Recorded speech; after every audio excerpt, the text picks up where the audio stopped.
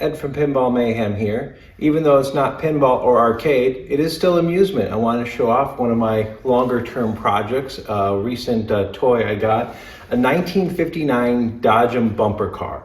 Based on my research, that's kind of the end of the original company, and I've already started working on it. I just wanted to kind of talk about a few things before I flip it on its ground. First thing is, how does it work? This specific car is 110, 115 volt AC.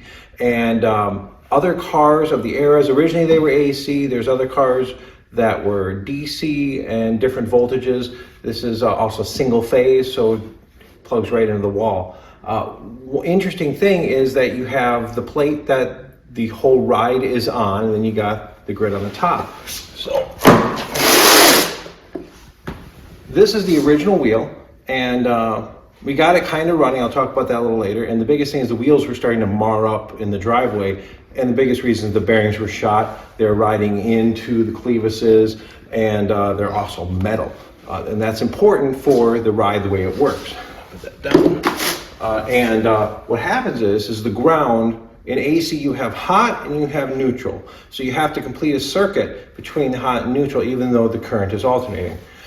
The neutral is the base plate that the whole car rides on. And this is where the steel wheels would be, and that would conduct the electricity through the wheels and across these straps all the way up to the motor base. And this is the motor base that swivels. So when you see sparking, it's this connection here when this thing is swiveling, making a bad connection and arcing. And that's when you see sparks shooting out from underneath it, and it also can be from the wheels. Now, we're not getting power from the ground anymore. So rubber or polyurethane wheels, I found these nice 1,000-pound rating bearing wheels. There is the part number. Okay. Which I found. Search that part number, you can find a few different resellers selling it. So that's interesting first, but the other thing is the hot side. Where does that come from to power the motor? And that's really what you're switching on and off. This is what would ride on the ceiling. This would be, from my reading, would normally be like a copper coated or a bronze coated or something. And this would drag on the ceiling, conduct electricity through this pivot, and it would then come down through this bolt right here. Now the interesting thing is the wiring is on the bottom of it on some of this. So this bolt is where the pole would anchor into, and then it has a wire that goes up. They drill through the floor, and inside, underneath the seat, there's a ceramic fuse holder that currently has a bolt in it rather than a fuse. That is right here, and then the power continues back towards this area where it comes up again. Now on the other side is a foot switch. It's an on-off switch, foot switch, which this goes to, and then it leaves this.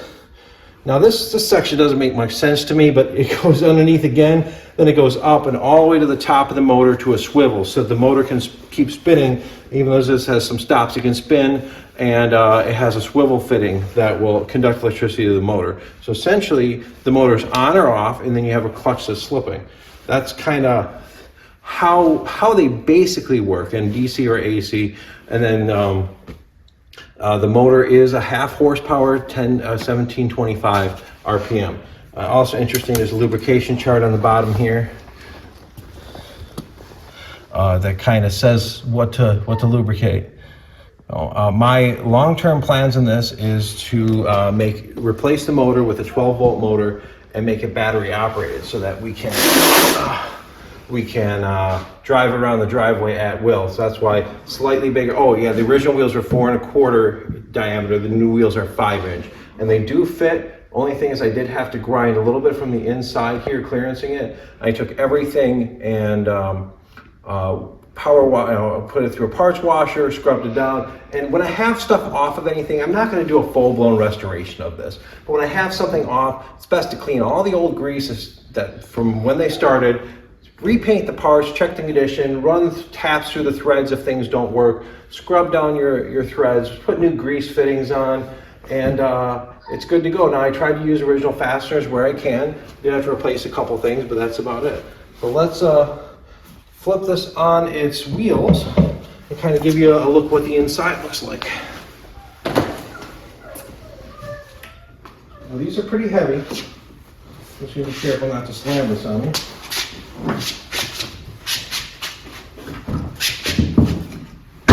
There we go.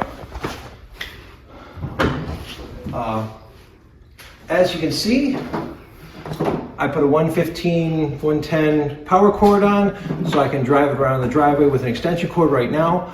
In order to change it over to battery operation, of course I need to find batteries, I need to find a motor with similar specs and things that can handle a discharge and be able to charge.